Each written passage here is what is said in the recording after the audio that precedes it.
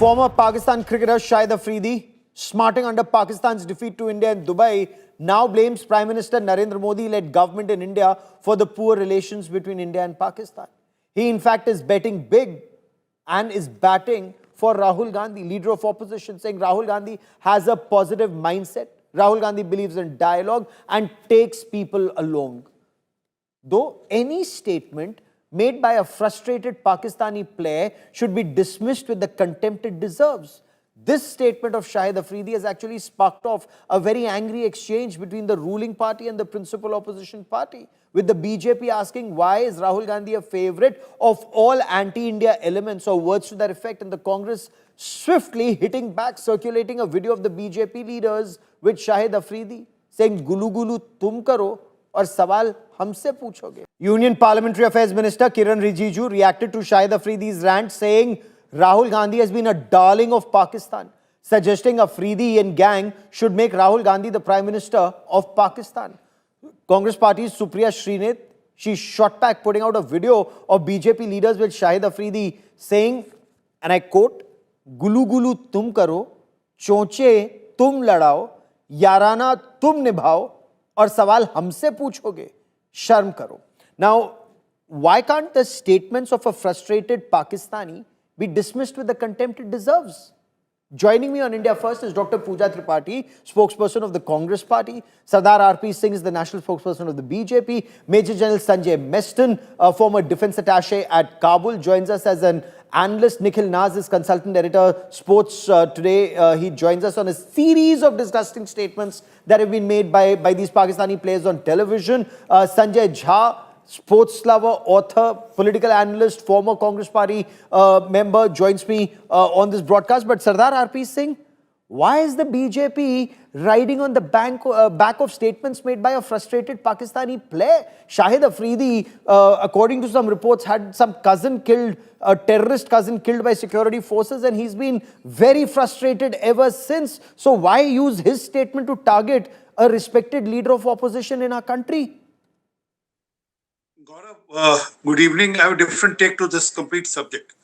My take is that it's a payback time by the deep state of the Pakistan, and Shahid Afridi is a frontman of the deep state of the Pakistan ISI, because congressmen gave clean chit to to the Operation Sindoor on account of Operation Sindoor. Right? Remember Chidambaram Sahib saying that, oh, they were not the terrorists, they were not the Pakistani terrorists. Where is the proof that they were the Pakistani terrorists?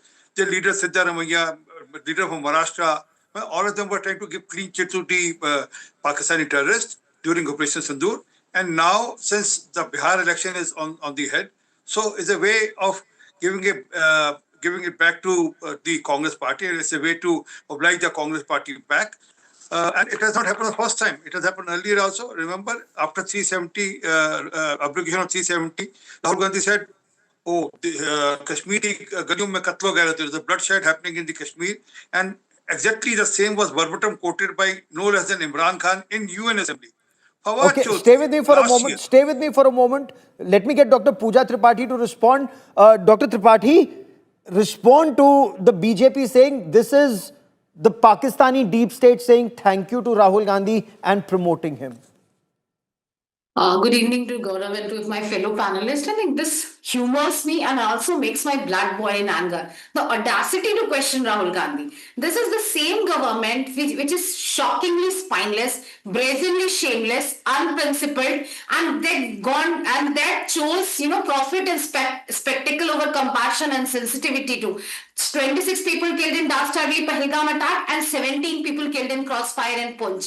They went ahead and they didn't call off the match, India-Pakistan match, and you have shown the visuals of this gentleman who was breaking bread, stylishly sitting down in the podium and breaking bread, and I'm sure beer later words with Shahid Afridi. It was not Rahul Gandhi, it was Anurag Thakur. And then there was this hearty laugh with this gentleman as if two long lost friends have been united. It was not Rahul Rahul Gandhi, it was Junior Shah. So, the audacity to call Rahul Gandhi, non-patriotic or question him on his credential, causing he's a Pakistan favorite. If you want to take credentials about Rahul Gandhi's politics of compassion, empathy, and love, you can take credentials from that Rameshwar Sabziwala, from Cheteshwar Mochiji, and also from the 17 children who have been orphaned in Poonch, who have been adopted by Rahul Gandhi. We don't need any testimonial from Shahid Afridi or any Tom, Dick and Harry who has stood against India.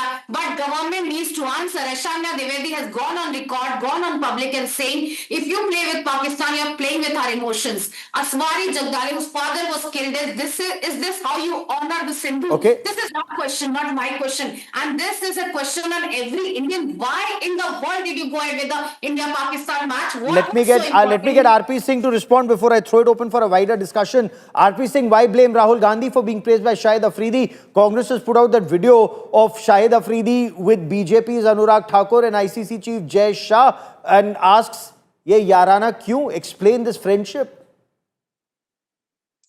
Gaurav, I reiterate my point again. It's being paid. He's a payback time by the Pakistanis, the deep state of Pakistan, keeping in mind the Bihar election and helping Congress to consolidate certain vote bank. That's why he's appreciating Rahul Gandhi, saying that there is no better leader than Rahul Gandhi. And as I said, it's not happened first time; it has happened earlier also. But are you saying if Shahid Afridi, no sir, that's a very dangerous statement. Sir, are you saying if Shahid Afridi praises Rahul Gandhi will get more votes from a certain vote bank in Bihar? Is that what you're saying? That can be one of the targets. That can be reason. Otherwise, why would Shahid Afridi all of a sudden come out of you and did I interrupted you, ma'am? I never interrupted you. This is very bad of the Congress leaders. Okay, Dr. Tripathi, let Sardar RP Singh complete his point. I'll come to you, ma'am, before I throw it open, because that's a very, very big statement and a very dangerous statement. So are you implying that Indian Muslims will get impacted by a Pakistani Muslim, Shahid Afridi, praising Rahul Gandhi and vote for Rahul Gandhi? Well, it's something like when Mr. Chidambaram said that those terrorists were not the Pakistani terrorists. So that didn't deter away from the fact that they were the Pakistanis. But Mr. Chidambaram gave them the clean chit. I mean, we don't know what could be the reason for Mr. Chidambaram to give the clean chit to the Pakistani terrorists. But yes, the Pakistani TV, the Pakistani deep state would have been very happy with that. So similarly here also, what will be the outcome here, we don't know. But somehow help Rahul Gandhi because of Bihar election and help him by Sanjay Jha saying from that Bihar. He's a good leader, he's the best of the leader. And this Okay. Indian Dr. Tripathi, give me a moment. send outside to the Pakistan also. Okay, 30 seconds, Dr. Tripathi, before I bring in Sanjay Jha. It's a very dangerous statement made by Sardar RP Singh, and he should apologize. An Indian Muslim is as much as an Indian as you, as me, or as Gaurav. And he doesn't need certificates of patriotism from some Shahid Afridi while saying that, he's garnering BJP. Tell this to Rahul Gandhi. Equating an Indian Muslim Sir, just let her complete her point. I'll come to you. Rahul Gandhi, not to me. You should be ashamed of calling an Indian Muslim. Tell this to Rahul Gandhi. It's not the first time it's happening. Pakistani Chaudhary, and you should apologize. Statement. They don't need certificates of patriotism. They don't need certificates of being from you and from anybody in India. And they are as much as an Indian as you and me. And this is so dangerous. What you're trying to make. Why Rahul Gandhi is favorite of Pakistani leaders and Pakistani cricketers and Pakistani stars? Why is he so favorite of them? Not to watch India. They're coming to watch India. You just go ahead and question their patriotism, they question their loyalty to the country. I think you should be ashamed of making this statement. General Meston, sorry to drag you into a political part of this debate, but Pakistan's ISI would like nothing more than principal ruling party and principal opposition party in India bicker over Pakistan instead of standing united to take on Pakistan's state-sponsored radical Islamist terror. But what is your reading of the BJP saying?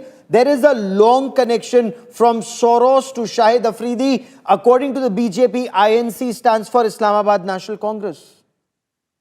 Gaurav, good evening. I think the Pakistan chief statement is very, very important to be quoted here. On 16th April, just 6 days prior to Pahalgam attack, he had stated very clearly that Hindus and Muslims are separate and they cannot coexist together. And of course, then he talked about Kashmir being a jugular vein. So why I'm quoting this statement is Pakistan's strategy is, and you rightfully used one word, would the Indian Muslims get influenced by Pakistani Muslims? The answer is absolutely no. This is what Asim Munir wants. He wants India to be divided between the Indian Muslims and the Indian Hindus and the rest of the population. And we shall not fall into this trap. And otherwise, we'll be just, falling into the trap of Asim Munir. That is one thing. Second is Afridi. He himself is a Afridi Pathan. And Yes. his roots are actually in Afghanistan. This gentleman should be reminded that in Afghanistan, his own brethren, now I'm talking about Afghani Muslims, they love India, number one, maximum, irrespective of India, India, they really love us. And they hate which nation. My only point where I don't agree with you, Shahid Afridi is no gentleman. Shahid Yeah. Afridi is clearly not a gentleman. But, Yeah. you being a soldier, always polite. But Nikhil Naz, what explains these rants of these frustrated Pakistani former players? It's not just Yunus Yohana or Shahid Afridi. There's a long list. Well, that's right, Gaurav. What explains it? I think it's clearly a difference of class, clearly a difference of upbringing. I think we should take offense to what Mohammad Yusuf has done here, that big slur that he's directed at the Indian captain. You must remember, he's not just a captain of a sporting team, he's India's ambassador there. So Yes. with this sort of a slur that he's directed at an Indian captain, he's actually abusing the entire country. So I think this is something that needs to be taken very seriously. And then on the second front, Shahid Afridi says कि मैं तो हमेशा से कह रहा हूँ इनके दिल उतने बड़े नहीं जितने हमारे होते हैं. Just to talk about that dil, they go on to talk in their cricket shows, all those examples that you put down, they're talking about those fictional stories from May 10th where they supposedly brought down the Rafales in a cricket show. I must tell you, Gaurav, I also conducted cricket shows both in English and Hindi after the India-Pakistan game was done. We also had cricketers of repute in a Harbhajan Singh and a Sunil Gavaskar. None of them ever spoke about Operation Sindhu or anything political or had these sort of things to say about Pakistan. All we discussed was performances. Who did well here, who did well there. And these are cricketing shows that they're sitting on. That actually goes on to tell you kiske dil kitne bade hain, kitne chote hain. Oh, absolutely. Because Pakistanis are very petty-minded and very petty people. Apart from calling them Disgustistan, the other name that Ritanshu and I and our team we were discussing was Pettistan, not Pakistan. Sanjay Jha. It's a rather petty country, but and people. But Sanjay Jha, BJP talks of Congress's yarana with Pakistan, saying it's very old. You heard Sardar RP Singh saying from Article 370 to surgical strikes to 26/11. BJP takes it back to the time that Congress leaders were peddling Pakistan's agenda, calling 26/11 RSS ki sazish, when there was clear proof it was the handiwork of Pakistani terrorists trained, armed and launched by Pakistan's ISI. Gaurav, good evening to you and to my fellow panelists. I hope you will not interrupt me. I won't take very long. I completely agree and fully endorse the defense that the Congress spokesperson, Dr. Pooja Tripathi, has made on your program today. Let me just kind of add to that argument. You are dealing in the Bharatiya Janata Party with the most shameless, hypocritical, and what I would call as a fraudulent political party. You remember Colonel Sofia Qureshi, who was the BJP leader who said that she was the sister of the terrorists who came from Pakistan? What action was taken against the gentleman from the BJP who said that? Nothing. Zero. I want to expose before the viewers. Please do not get fooled by a political party that actually makes political capital out of a divide and rule politics in India. Forget Shahid Afridi, he doesn't matter. Let's talk about the reality of what is happening in our country today. And Gaurav, you and I have debated this very often. Pahalgam massacre happened. Who was responsible? Our intelligence and security failure. Mr. Modi's government and not is blaming Pakistani the terrorists Congress. who killed. Mr. Modi's No, government hold on. is blaming the Congress. So you are not And they you are playing not cricket blaming with you are not Pakistan. blaming the Pakistani terrorists who singled out Hindus and shot them at point blank range. No, They no, are not to be Gaurav, blamed. Gaurav, you Single interrupted me. Here evidence. is my question. A party that could not save our own, a government that failed in protecting its own citizens in Pahalgam, A government that does a ceasefire is so weak, is so cowardly under the pressure of Donald Trump, and it plays cricket with Pakistan. And Mr. Modi That, says no terror why and do you get talks people who and are water and ill-informed? blood. I mean, how hypocritical can you How can you be? get people Fair All who the are enough. world is ill-informed? seeing the BJP Okay, let today. him complete his point. I'll come to you, RP Singh, Yeah. to respond to that. Yeah. However, my question to you, while I will take the BJP to the cleaners on the points you have raised on, Sophia Qureshi and her brother, or words to that effect that you've pointed out, my question to you was, how can a Congress leader release a book called 2611 RSS Ki Sazish at a time when there's clear proof that this was the handiwork of Pakistan? That was my question to you, sir. And that is the time when BJP turns around and says, this is Congress giving Pakistan a clean chit, blaming RSS at a time, and now Pakistan, Shahid Afridi says, thank you, Rahul Gandhi. That's the point Listen, RP Singh is making. RP Singh has talked the standard BJP playbook. It has zero impact. I can tell you, Gaurav, the people of India have seen through the BJP's politics inspired by the British of divide and rule. The shamelessness is exposed. I'll give you one example. When You the still Prime haven't Minister answered of my this country, question. one minute, let me answer you. Should the Congress apologize to the country for saying 2611 RSS ki sazish when it was the work of Pakistani terrorists, sir? That's a clear... Gaurav, you are from Mumbai. I was there in Mumbai covering 2611. We lost 166 people. Policemen were killed. Soldiers were killed. well, Gaurav, you forgot that there was the anti-terror squad chief Hemant Karkare who got slaughtered by the Pakistan terrorists. You've forgotten the BJP MP who said, we cursed him. She said, I cursed him. They So wanted that him is why dead. 2611 is called RSS ki sazish. For our You're not internal answering my fights, question. we I will am give telling Pakistan a you, clean chit. You answered my question. You answered a Let me simple get- question. Who said during an election campaign in a divisive hate speech कि ये आपके भैंस चोरी कर लेंगे, मंगलसूत्र, मुजरा, mutton, machli, these are not hate Internal speeches, these are not fights, polarizing speeches. all internal fights. What are you Why talking would about? Pakistan be given a clean chit is the only question I failed to get an answer to. However, RP Singh, respond. If the Congress says RSS ki sazish for 2611, a BJP leader says words to the effect that, Colonel Sophia Qureshi ke bhai, or words to that effect, these were the people and yet she was representing our case. So how is BJP any different? And let me add to that, Pakistani media has repeatedly praised Prime Minister Narendra Modi. They've praised his leadership. Imran Khan, Tosha Khana case, you remember? Pakistani media was praising Prime Minister Narendra Modi's honesty. Pakistan recently praised Prime Minister Narendra Modi for standing up to Donald Trump, having an independent foreign policy. So if they can praise Prime Minister Modi, they can praise leader of opposition. And Gaurav, who went to Nawaz Sharif's family wedding, man? How do we forget that? To have a biryani. Okay? Vegetable biryani. RP Singh.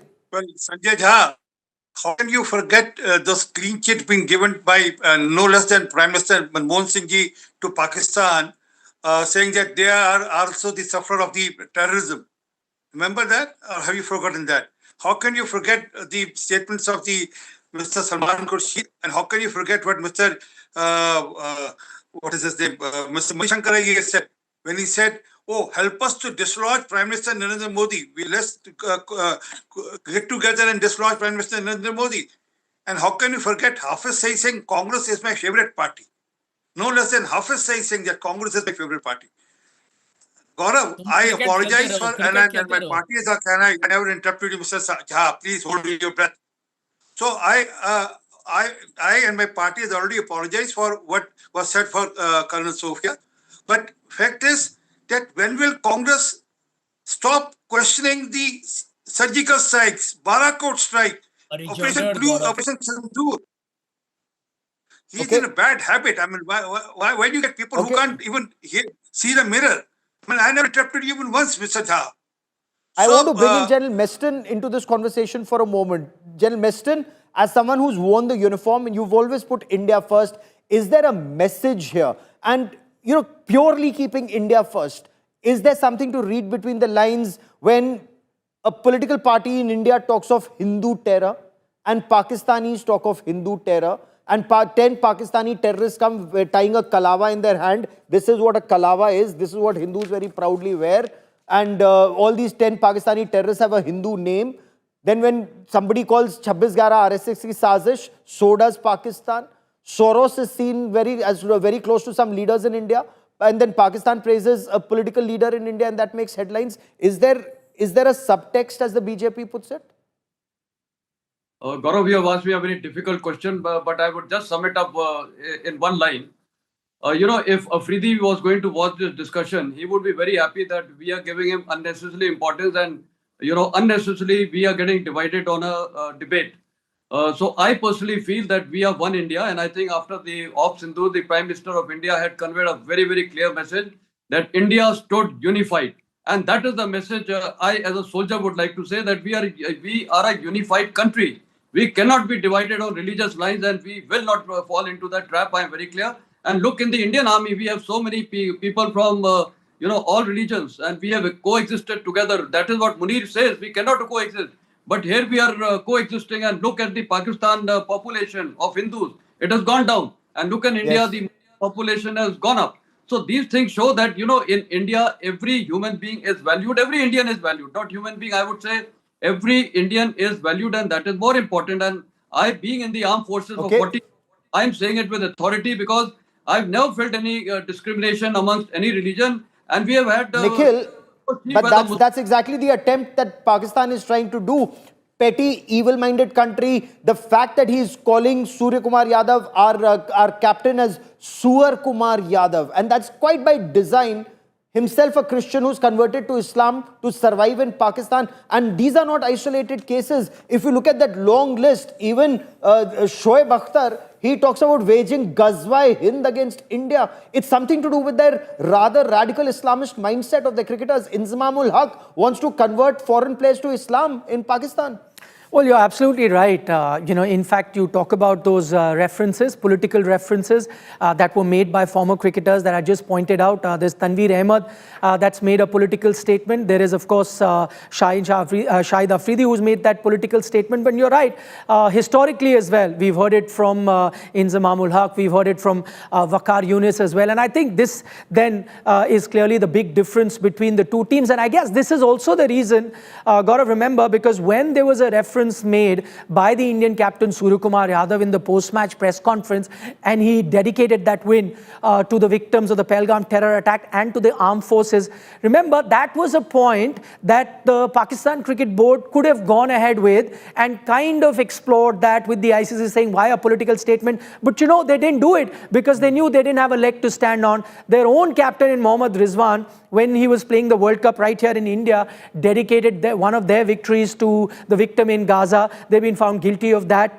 Then there have been various other references, political references that they've made over the years. So I think this was that one area they could have targeted. They didn't, because as I mentioned, they didn't have a leg to stand on. So what did they do? They go to the match referee and say, listen, we do not want this match referee for the next game. And that is also a request that has now been denied, which has left Pakistan quite red-faced, I must add. So, petty country. Sanjay Jha, you wanted to come in and Dr. Pooja. Sanjay Jha, quickly, sir. I believe that this is a good platform for the BJP to publicly apologize to the families of the victims who got slaughtered in the Pahalgam massacre. First ask your Apologize. party to apologize. Sir, kindly let Mr. Jha complete. I'm coming to you. For giving clean chit to Pakistani terrorists. Let them apologize for giving clean chit to Pakistan. Operation Sandur. Let them apologize for Balakot. One by one. Let them apologize for questioning the surgical strike. You Let should them apologize right now to the people of India. You were kicked out of the party. You were kicked out of the party. You are no man in the party. Please ask respectfully to apologize. You are making money. And we know who heads the ICC. He's the son of Mr. Amit Shah. We all know that.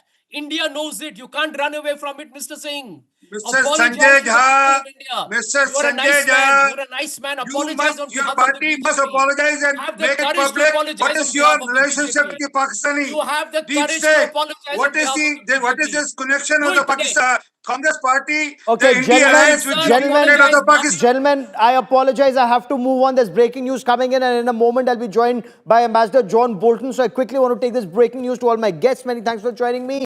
The India-US trade talks have concluded for the day. India-US trade talks, or what will lead to the next round of trade talks after the talks were in a way deadlocked. This precursor to the formal trade talks lasted almost 7 hours, is what sources tell India Today. The Commerce Ministry has just issued a statement saying discussions were positive and forward-looking. They covered various aspects of the trade deal. India and the United States have decided to intensify efforts to achieve early conclusion of the BTA, or the bilateral trade agreement. The US Embassy has also issued a statement. The US Embassy spokesman says Assistant US Trade Representative Brendan Lynch had a positive meeting in New Delhi with his counterpart in the Ministry of Commerce and Industry, India's Special Secretary Rajesh Agrawal, today to discuss the next step in the bilateral trade negotiations. So the road ahead has now been discussed. There's lots more that is to happen. But I want to quickly cut across to the United States of America. Joining me in a moment from now is former US National Security Advisor, Ambassador John Bolton. On a day of fast-paced developments, I'm now joined by Ambassador John Bolton, former National Security Advisor to US President Donald Trump and former US Ambassador to the United Nations. Ambassador Bolton, welcome. Welcome to India First, sir. Ambassador, Pakistan's Deputy Prime Minister Ishaq Dar has just told a foreign media channel that India turned down a US offer to mediate between India and Pakistan, perhaps alluding to the ceasefire in May after Operation Sindoor. Does this indicate that President Donald Trump claiming that he ensured a ceasefire between India and Pakistan is not true? India had always said the US had no role to play. Now Pakistan's Foreign Minister and Deputy Prime Minister has conceded India turned down any third-party mediation. Well, it's certainly a pretty remarkable statement from the Pakistani side, but consistent with what my own understanding was, that as in prior examples of increased tensions and even military activity between India and Pakistan, ultimately it was the leaders of the two countries that turned the dial down and restored peace. So, Donald Trump has been after a Nobel Peace Prize for some time, and he said in the United States in his first 6 months, he solved 6 wars, one of which I think he meant to include was India and Pakistan. This would seem to be a pretty convincing statement by a very senior Pakistani official that indeed no outsider had a role here. It really was resolved between India and Pakistan. Ambassador Bolton, US Trade Representative Brendan Lynch is in New Delhi, and this is the first in-person meeting between India and the US on trade once the negotiations were stalemated or broke down. Do you see this as forward movement by both the countries or a climb down by the US? Is there a reset, or would you see this merely as a holding operation? Well, I think at least some people in the Trump administration understand that the various actions the White House had taken had really gotten a very poor reception. Okay. There need to be steps taken to bring the relationship back to an even keel. I certainly hope that's right. I know that in India there was some feeling that Trump had acted very abruptly back in August, where he cut off, if I'm not mistaken, a scheduled negotiation meeting and simply said, well, I'm going to impose 25% tariffs on India. If that's accurate, I think that was a mistake. I do think the two sides were reasonably close to an agreement, and maybe if they can get back to the table, they can reach one, at least on the so-called economic tariffs. Okay. But Ambassador, help us understand. Now, US may call India a strategic partner. US President Donald Trump may refer to Prime Minister Narendra Modi as a very dear or a very good friend. But the US is also seen to be asking G7 countries to impose sanctions on countries like India at a time when there is talk of resumption of trade dialogue between India and the US. Well, I think, unfortunately, it's a measure of how Donald Trump operates. He does not himself think strategically. He doesn't consider how how one issue is handled may impact another issue. I don't think he appreciates the reality that despite the Russian aggression against Ukraine, the only country that's been penalized for the sale or purchase of Russian oil and gas has been India. There have been no sanctions, no additional tariffs on Russia, and no sanctions, no additional tariffs on China. Some believe that what Trump is saying to the Europeans actually is just another ploy so that he doesn't have to impose further sanctions on Russia. I can't say that for sure one way or the other, but it's a very unusual statement by Trump and reflects the reality, unfortunate though it may be, that he's such an aberration that trying to track his policy, quote unquote, is almost impossible. Because you've described Trump's trade policy as an enormous mistake and entirely counterproductive for the United States of America. Why do you believe so, sir? Well, I think it is an enormous mistake. I think it's an enormous mistake almost across the board to go to war with all of our trading partners, Canada, Mexico, Europe, Japan, India, the whole world. There are, I think, bad actors in the international trade environment. I think China is the principal bad actor, but the way to deal with China would be to get all of our friends together and say, we're all victims of China stealing our intellectual property, subsidizing their enterprises against ours, not opening their domestic market, although they've repeatedly said they would. But instead, Trump chose to go to trade war with the whole world. I think it's a huge mistake. Ambassador Bolton, look at the kind of language that was initially used by US President Donald Trump and then the language that is used by some of his key advisors, from calling India a dead economy to saying India will say sorry and come to the talks table in a month or two, or India being incorrectly described as laundromat for Kremlin. In your view, sir, why the use of such language, and will this impact the overall strategic partnership? Well, I hope not. I think the language is unfortunate. I believe in direct talk myself, but I also believe in many times the best way to do it is privately. Look, there's a history here. That's not something that Trump appreciates, but we do need to think strategically. We need to think about the long term. I think leaders like Japanese Prime Minister Shinzo Abe were thinking over the long term when he pushed the concept of the Asian Security Quad, Japan, India, Australia, and the U.S. I think that insight remains valid, and I think that's what we ought to be pursuing, not tearing ourselves apart here over these trade issues and issues like how to deal with Russia. I think the way you handle that is to try and find a way for India to find other sources of supply for oil, increase production in the U.S. and other producing countries to keep the price down. There are alternative ways to get to the right result here.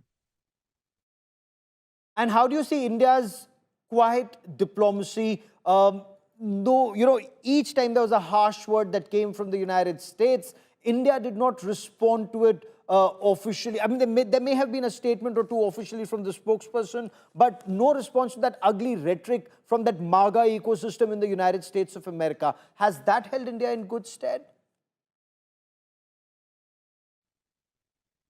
Well, I think most people in the U.S. who have followed it respect that, and I think that's the only prudent way to behave. If when people get angry and strike back at some of the rhetoric you hear from Trump's supporters, it doesn't make things better. It may make people feel good for a short time, but over the long term, it's not productive. These are not people who really appreciate the complexities of the international environment, or how to determine what U.S. interests are in a very complex and shifting context. And if we had more leaders in the administration who could do that, I think we'd be in better shape. But we've got to make do with what we have for the moment. Okay.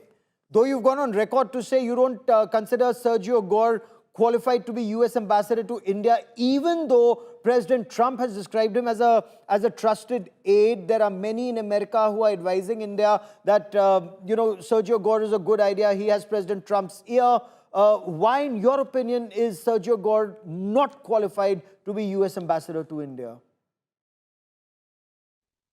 Well, I don't think he has any experience in any aspect of international affairs. And the asset that he has is that he's close to Trump. But the problem is if he misappreciates the situation in India, if he doesn't understand what's being communicated to him, he can feed bad information back to the Oval Office, which would only make what's already become a difficult situation even worse. Ambassador Bolton, there are some in the United States who are not very happy about India being a member of the Shanghai Cooperation Organization or even BRICS. In your view, does that have the potential to adversely impact India-US ties, especially under Trump administration?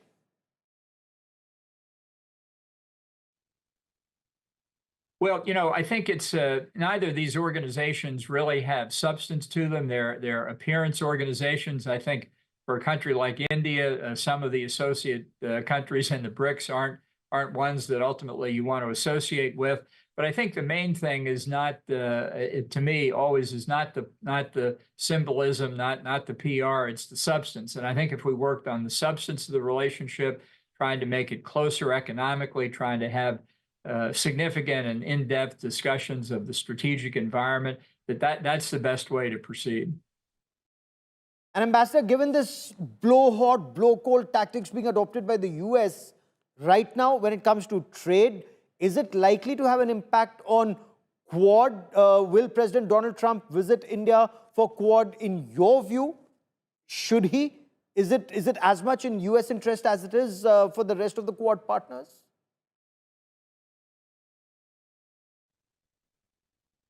Look, I think it'd be in Trump's own advantage to come to India to not just through social media, but through direct personal contact with Prime Minister Modi to try and reestablish or repair their relationship. Personal relationships are very important to Trump because he thinks he understands those, even if he doesn't understand much else. And I do think President Modi and he had a good way of communicating. And sometimes it's important for the two leaders to talk directly and get their aides and advisors out of the way. Now, because of these trade negotiations, has the overall India-US relationship, both countries had invested heavily in it for the past 25 odd years post-Kargil, has that strategic partnership been damaged? Many in India ask, can US be trusted to be a reliable partner? Well, I think the trade issue has caused the U.S. a lot of damage around the world. It's a totally unforced error, totally unnecessary. I do think it can be fixed, but I think the sooner we get about trying to repair it, the better the chances are that we'll succeed. So I wouldn't waste any time. It may be that Prime Minister Modi and President Trump could speak by telephone in the next few weeks. I think that would be a very good first step. And what's your assessment as former National Security Advisor of the United States of America of China's show of strength in Beijing with that military parade recently? Is China's military power, China's strategic power, is it coming of age?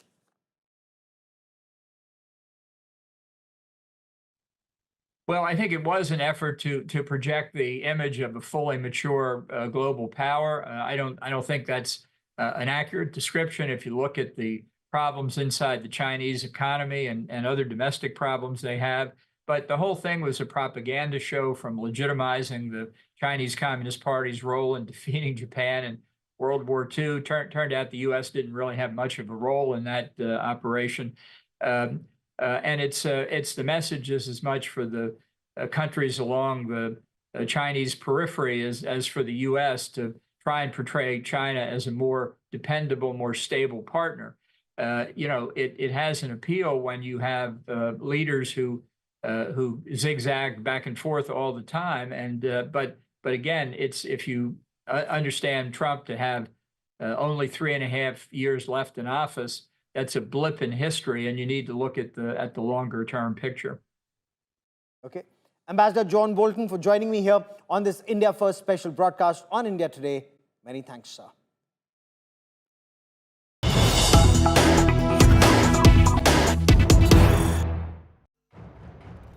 Big story coming in. US President Donald Trump has lashed out at the European Union and on the North Atlantic Treaty Organization countries.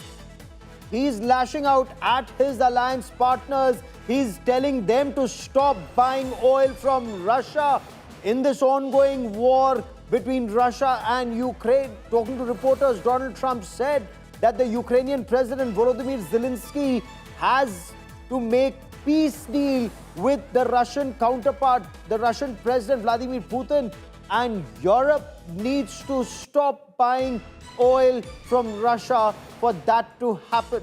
So far, the pressure was on India to stop buying oil from Russia.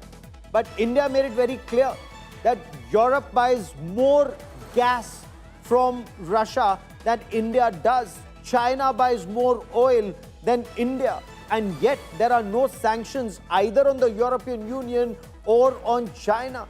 These additional 25% tariffs have only been imposed on India. I'll get you more on that story, but let's quickly listen in to US President Donald Trump. Here's the problem. You know the problem. They're purchasing Russian oil. I don't want them purchasing Russian oil, and they've got to stop immediately. It's not fair to us. They're purchasing Russian oil, and we have to, do things. Now, the nice part, it doesn't cost us anything anymore. You know that. Yeah. They are buying everything from us, unlike Biden, who gave away $350 billion. We actually make money, but I don't want to make money. You know what I want? I want that war to stop, because last week, 7,018 people got killed. Thank you. So let's try and read between the lines. India Today's Foreign Affairs editor Geeta Mohan now joins me for more on this. Geeta, usually the devil lies in the detail. Is Donald Trump telling EU and NATO to stop buying just Russian oil, or should it be read as Russian oil and gas? Because EU is the biggest buyer of Russian gas. So stop both oil and gas or only oil? Well, whether it's oil and gas or only oil, this is a very desperate US president, Gaurav, because we first saw the US president pressurizing European Union and pressurizing European Union to act against India and China, in particular India. European Union came out and they've been very clear. They're in talks with India. There was a trade delegation that was here. They're not sanctioning India. Then he went on to pressurize G7 countries. Not much move when it comes to the G7 as well, except for some of the companies being sanctioned, Chinese companies, but that had to do with technology and semiconductor chips, than Russian oil. And then comes NATO, asking NATO to pressurize or sanction China, India. He did not name India, but he said countries that import Russian oil, quite clearly targeting India once again. And NATO countries, member states, have great ties with India. They've also not paid heed to the calls made by President Trump. So whether it's oil or whether it's gas, the fact of the matter is that nobody's really listening to the US president. He does, in a way, want to end the war. He does want to engage Russia, but on the other hand, he's continuing to punish those countries that are engaging Russia or who in the past helped Russia out and will continue to engage Russia. So the ball is actually in Washington's court. It is what President Trump wants to make of things and how he wants to move forward when it comes to engaging various countries. Look, it is also coming at a time when he's cutting a deal with China. In all probability, there'll be a leadership level conversation that will happen between Xi Jinping and President Trump. So he's being selective, and the selective outrage everybody's reading into and knows is not going to get much headway because of the importance of India and the importance India holds for many of these European countries and NATO member states. Geeta, keep tracking that story. I will come back to you for more. For the moment, Geeta Mohan. Well, the devil also lies in the detail here. Not only is there no place for any third-party mediation, even for bilateral talks between India and Pakistan, terror has to stop. Prime Minister Narendra Modi has made it very clear, goli bari ke beech baatcheet sunai nahi deti. So the ball is in Pakistan's court. Stop terror, take action against terrorists, then come for talks. We'll track that story very closely. That is all I have for you on India First this evening. Many thanks for watching.